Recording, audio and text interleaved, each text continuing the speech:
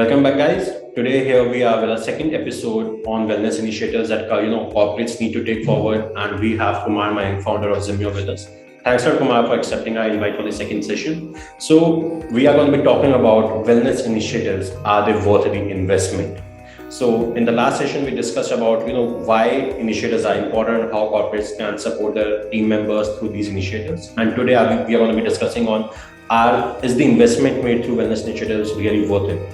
So my very first question, because in last 2 years as an organization around corporate wellness, we have had engagement with a lot of companies, and one major point that comes across is employees don't turn up for these events. The organizations and companies are ready to put in whatever best efforts they can and investment in terms of monetary investments as well, but employees don't turn up. What's your response to that, and how can this disengagement can be really bridged?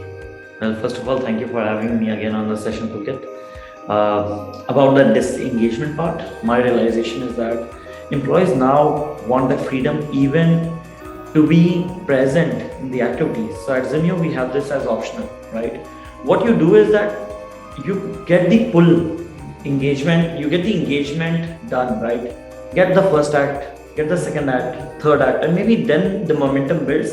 People would start coming to the engagement themselves, right? And I'll tell you some candid feedbacks, the stats from our activities, right? So we have been conducting this town hall activities, like comedy shows, yogas, and a lot more mental wellness activities too, over the course of 2 years now, every Friday. Our realization is that once, if you have put up a comedy show or maybe a mental wellness session, the turn up might be around 50%, but if you come out with activities like Antrakshri or maybe dumb charades with the team itself, the team activities, 70 to 80% people will turn up, right? So they need something real. They need their own involvement, right? We have even tried simulation games. It works wonders, right? We even had a meme competition inside the team, and 100% of the population participated, right? The trick is to understand what the population needs. They need engagement more than the work, right? Music, they now have Spotify, YouTube at their fingertips, right? Is it something different that you're giving them? No, it's still someone presenting, right? They've got options for so many presentations, right? Yes. What you need is to get them involved, right? So my question to organizations is large is that, are you investing in activities which are getting them engaged, which is getting the employees engaged, right? A good music evening, good if the engagement comes, but every organization has to fine tune to realize what works for them.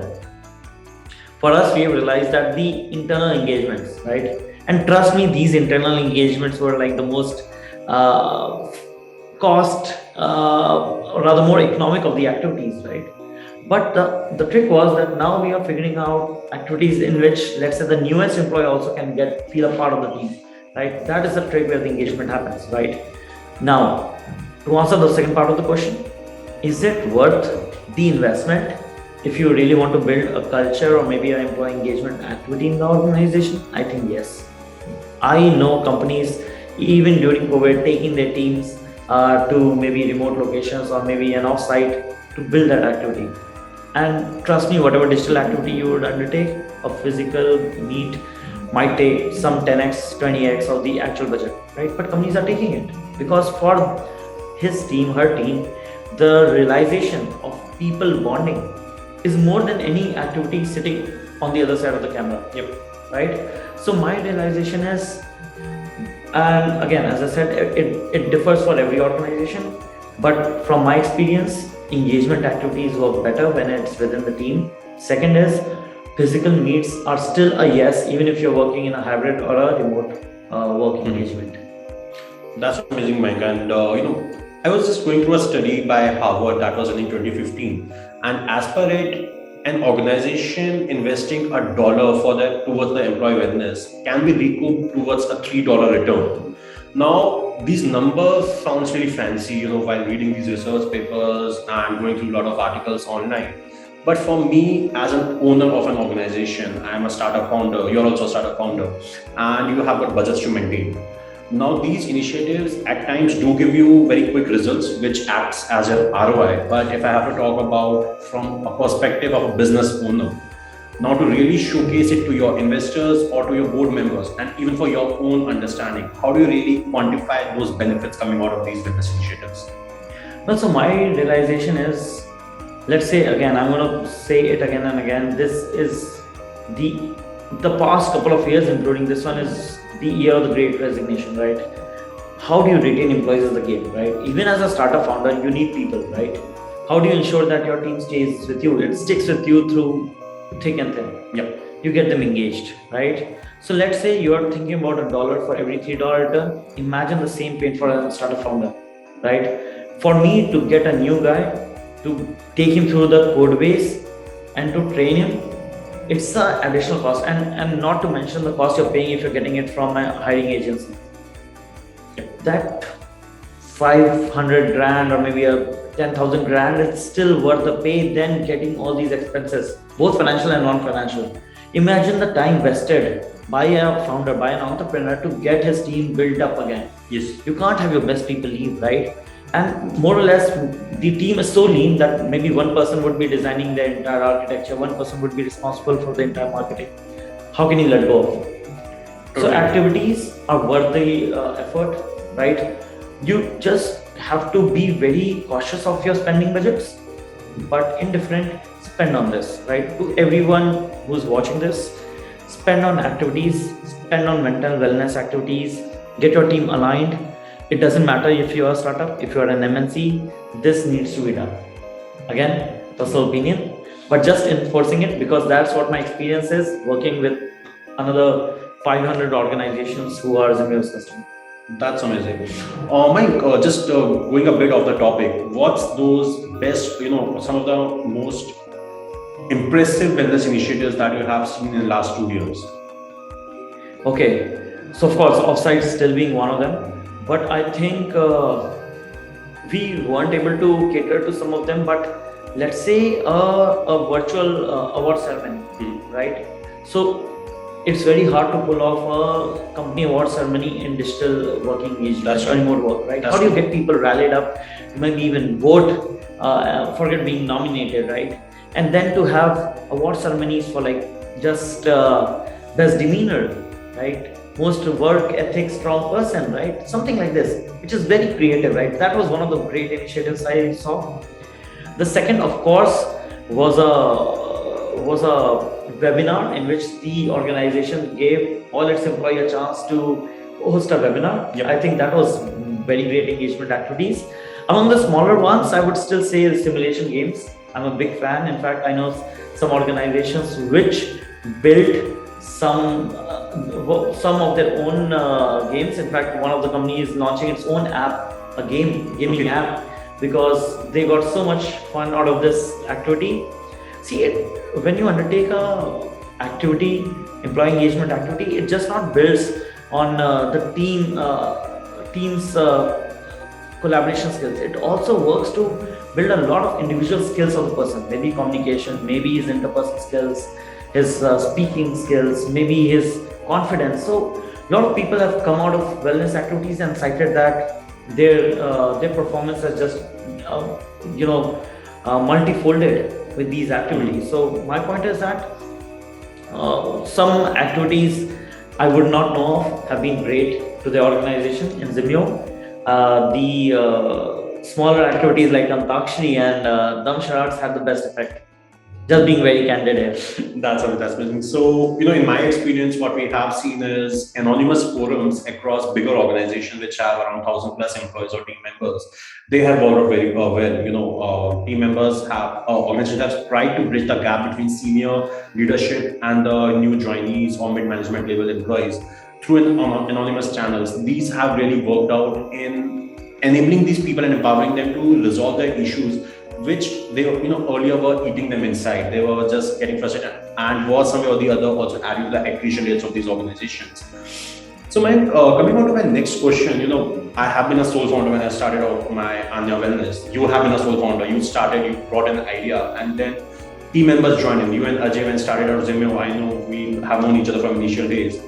those initial employees when they were coming in, and as a startup founder, there are a lot of things that you're going to discuss with your team members.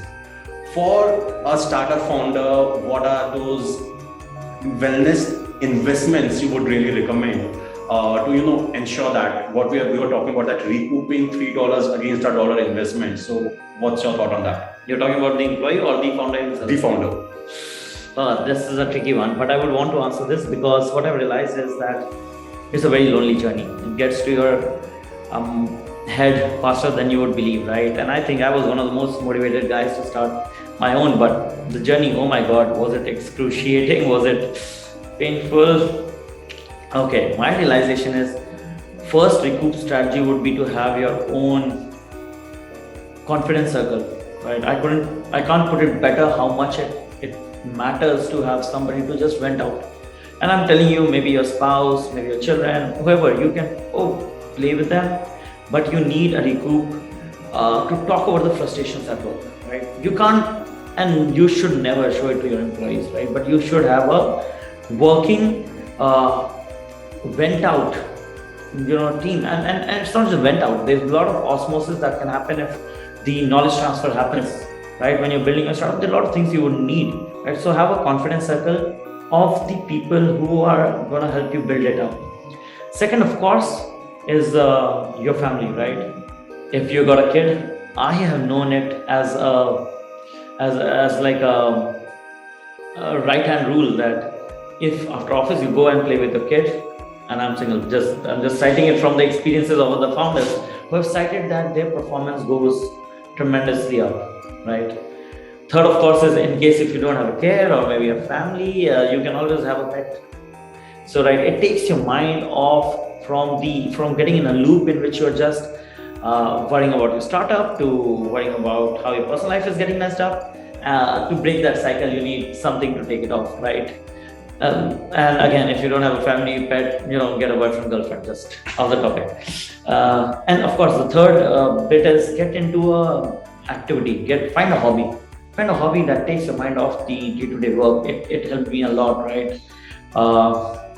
And of course, not the ones that get you into more simulation of your brain, like chess or something, but something which is like a very right-brain activity in which allows you to enjoy the leisures of life, something like that. And it cannot be just very costly affair, something like just maybe a jog. Yep. Oh yes, this reminds me point number 5. I think one of the things you should do for sure is to find a fitness regime.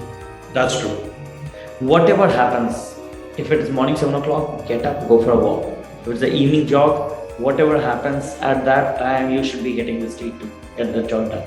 I think this was one of the, but even today, I ensure that, and I know I haven't lost much weight, but I ensure that I follow this fitness regime like oxygen, right? It's oxygen to my mind, right? People think it's for the body, it's not. For a founder, his mental wellness supersedes everything, right? So the hobby will help you build it, your family, pet, and the spouse, and your circle might help it best.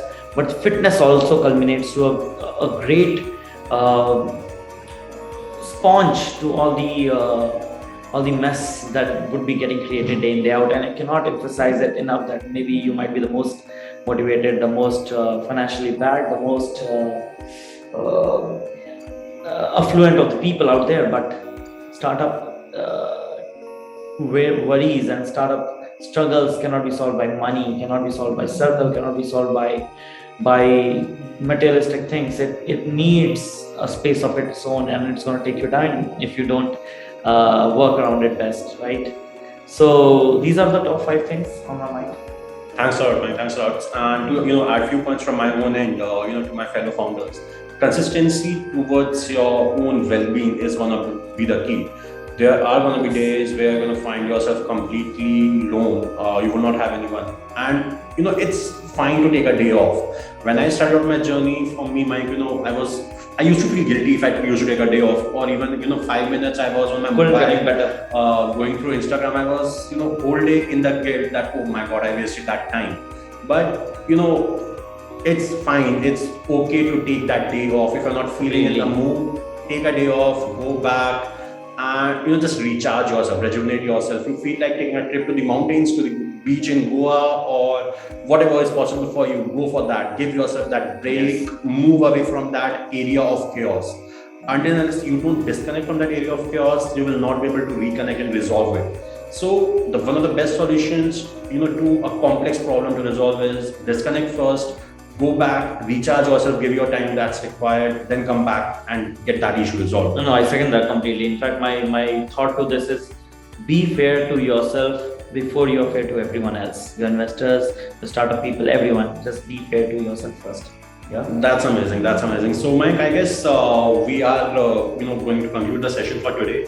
And thanks for coming in. And again, Thanks for the invitation. for all the viewers, if you guys have any question, please do drop them in comments below, or you can drop us an email. And if you would like Mike and me to discuss on any other topic that's really eating you out, or you have questions to all the business owners, startup founders, HRs out there, even employees, please feel free to put it out, and Mike and I would be more than happy to do a video out there. Yes, and answer questions. that's where the initiative is there. Please don't shy away. We are here to work with you on some of the challenges which you wouldn't be okay to discuss with the people at large.